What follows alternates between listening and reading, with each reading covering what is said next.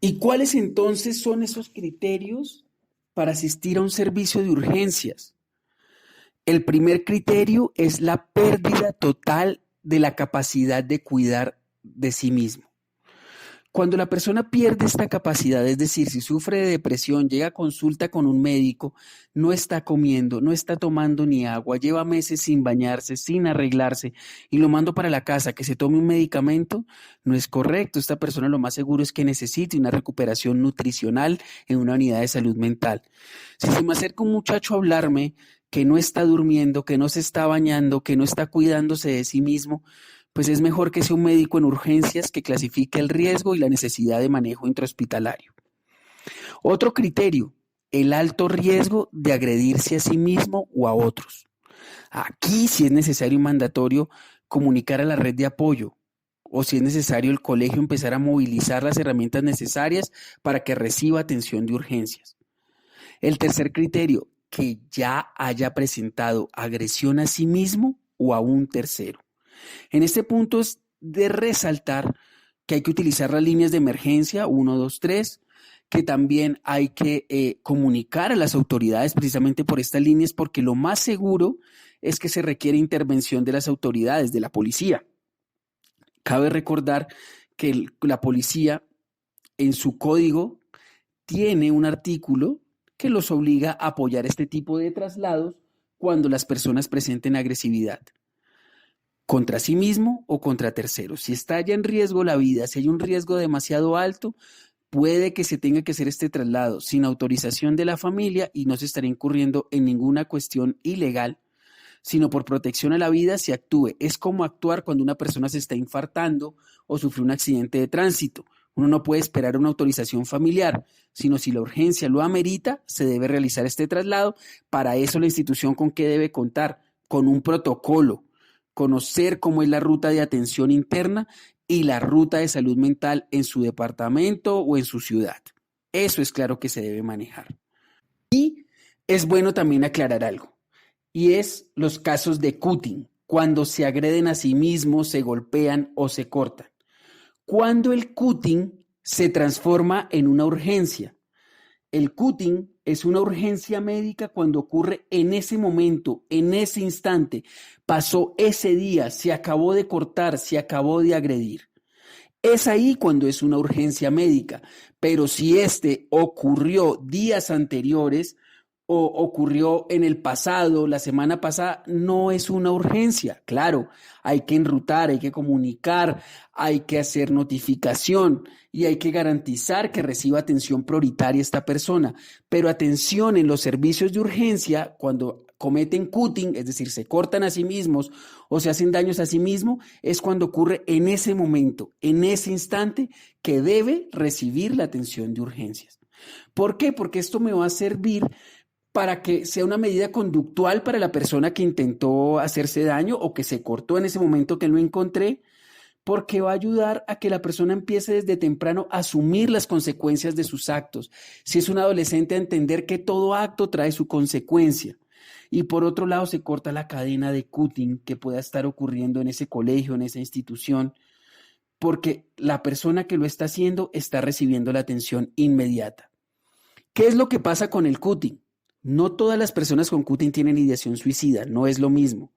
El cutting o la autoagresión se utiliza muchas veces por los adolescentes o las personas que lo ponen en práctica para aliviar un dolor emocional con uno físico y haciéndose daño logran conseguir cierta calma. Es por eso que deben recibir la atención necesaria para mejorar sus mecanismos de afrontamiento frente a los problemas. Y el último criterio de atención por servicios de urgencias es la ideación suicida estructurada, que ya se los había dicho al comienzo del módulo 1.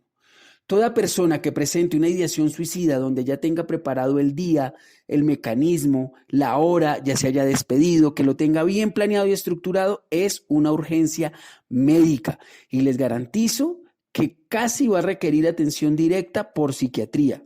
Y es que si ya lo tiene estructurado, pues es solo llevarlo a cabo. Entonces es por eso que se transforma en una urgencia médica. Entonces, recordemos los 4 criterios. 1, la pérdida total de la capacidad de cuidar de sí mismo. 2, alto riesgo de agredirse a sí mismo o a otros. 3, que ya se haya agredido a sí mismo o a otros, aclarando los casos de cutting cuando es una urgencia. Y 4, la ideación suicida estructurada. Evidentemente en este punto no les toco el tema del intento de suicidio, porque es que el intento de suicidio como tal es una urgencia médica, porque primero hay que salvarle la vida a la persona que ya hizo un acto para quitarse la vida, para posteriormente en su parte mental. Entonces, digamos que los intentos de suicidio, lo único que ustedes tienen que hacer es llamar al 123, comunicar para que se reciba la atención oportuna. Como les decía en la intervención, ustedes tienen que preguntar e indagar en toda persona que tenga una crisis emocional, preguntar sobre la presencia o no de ideación suicida. ¿Cómo se indaga sobre ideación suicida? Uno lo puede hacer a través de preguntas o a través de comentarios o insinuaciones. Eso depende de qué tan buenos conversadores sean ustedes. Eso depende de qué tan buenos sean ustedes a la hora de conversar y qué tan natural les salga. Hay personas que, dada su personalidad, les sale mejor preguntar sobre el suicidio de manera directa porque él también les puede salir muy cálido. Entonces son personas que pueden preguntar, por ejemplo, ¿ha pensado usted en quitarse la vida con todo lo que me ha contado? ¿Ha pensado en el suicidio como una opción?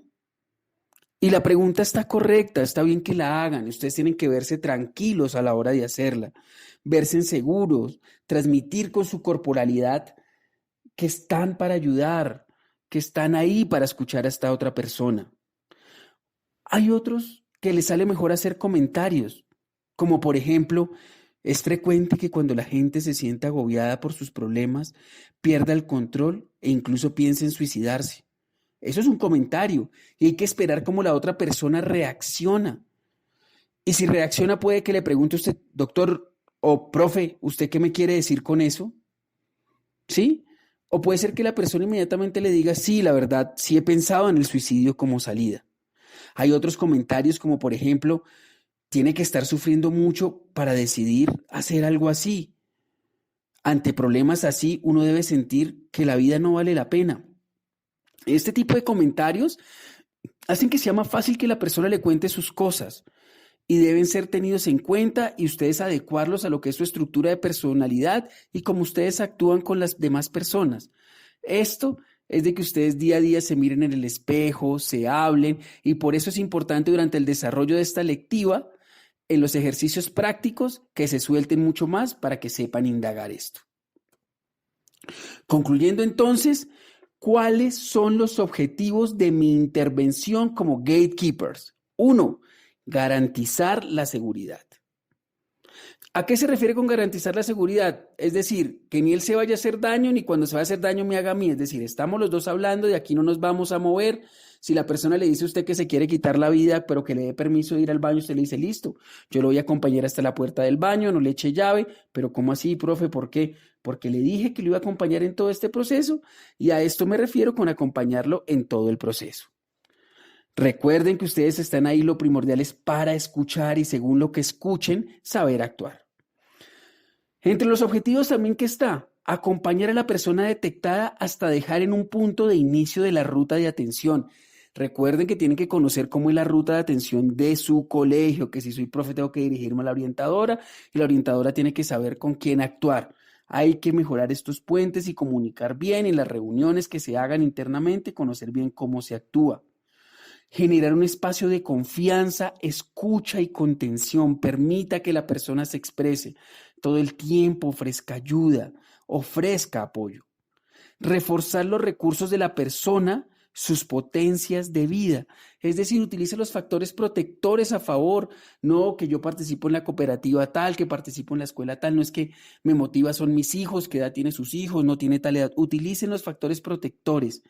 Para eso es otro objetivo de la intervención, para utilizar esos factores protectores para hacer que la persona tome conciencia de que hay más cosas en su vida. Restringir el acceso a los medios de suicidio, es decir, si se iba a ahorcar o algo, aquí no tiene cabida nada, si se iba a cortar nada, deje las cosas a un lado y vamos a hablar. No se va a hacer daño mientras estemos hablando. Otra cosa, constatar si la persona está en una crisis vital. Enviudó, se separó, cayó en una cuestión económica fuerte que lo tiene mal.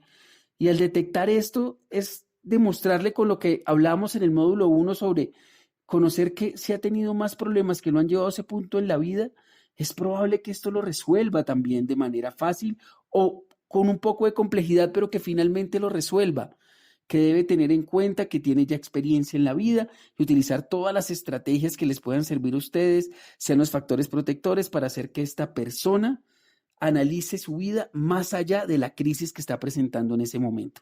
Todos los seres humanos a veces nos centramos en ese momento de crisis. Y otra cosa muy importante, informar de forma adecuada, ser prudente con la información recibida. Si él me contó su intimidad, abrió su corazón, tengo que saber exactamente a quién debo contarle lo que le está pasando para que se busque la ayuda, bien sea urgente, teniendo en cuenta los criterios de urgencia, o bien sea por consulta externa. Tengan en cuenta siempre estos objetivos de la intervención. Van a ser los objetivos de su intervención. Eso hace una intervención por parte de una figura clave. Por último, y como recomendaciones para cerrar este módulo, hay algo muy importante que debemos tocar y son las llamadas telefónicas. Aquí otra cosa que hay que recordar es que ustedes deben de conocer las líneas telefónicas, la línea 106, para manifestar cuestiones de salud mental. Está también la línea 123, que es la línea de emergencia, que usted puede llamar si considera que es una urgencia y que debe recibir atención. Pero aquí en estas recomendaciones, aparte de conocer cuáles son las líneas telefónicas para pedir ayuda, es qué hacer en casos especiales como por ejemplo una llamada telefónica. Una persona que lo llama usted a medianoche, en la madrugada, en la tarde, a decirle que lo quería llamar usted para buscar ayuda porque se quiere quitar la vida. Esto es una situación estresante, porque si usted está frente a frente hablando con otra persona, pues puede que usted se quede hablando con esa persona, así no sepa qué hacer, mientras llega la ayuda ustedes permanecen hablando, pero una llamada telefónica, usted lo primero que tiene que garantizar es que esa otra persona no le vaya a colgar, que le cuente dónde está, que le cuente qué está pensando y qué piensa hacer. ¿Sí? Trate de utilizar los factores protectores, de escucharlo y dígale que usted no quiere que cuelgue, que mientras tanto van a hablar el tiempo que sea necesario. Y como es una llamada telefónica, usted no está ahí presente, lo más recomendable es que utilice redes sociales, utilice otra línea para comunicar a las líneas de emergencia la situación que está ocurriendo, para informar a la familia o un cercano para que llegue al sitio donde está esa persona y reciba ayuda. Las llamadas telefónicas son una situación estresante y no son fáciles de manejar, pero que la idea es que no me cuelgue, permanecer hablando y que a esta persona le llegue ayuda. Pues bien, hasta aquí en esta parte del video hablaremos de este módulo 2 sobre la intervención que se ampliará a través de casos clínicos y se ampliará también a través de juegos de roles que nos permita soltarnos mucho más en la expresión de emociones y en el saber qué decir y cómo actuar cuando una persona requiere ayuda por una crisis emocional.